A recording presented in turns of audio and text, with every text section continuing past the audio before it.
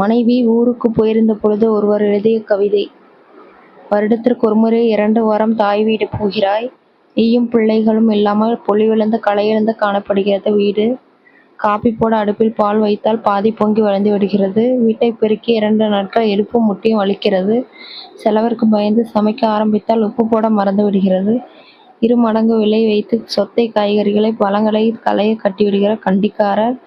முரட்டுத்தனமாய் அடித்து கசக்கி பிழிந்து துவைத்தால் கிழிந்து விடுகிறது துணி. தண்ணீர் மோட்டார் டிவி போட்டால் அணைக்காமல் தூங்கி விடுகிறேன். கதவை பூட்டாமலேயே சமையலறை எரிவாயுவை அணைக்காமலேயே தூங்கி விடுகிறேன்.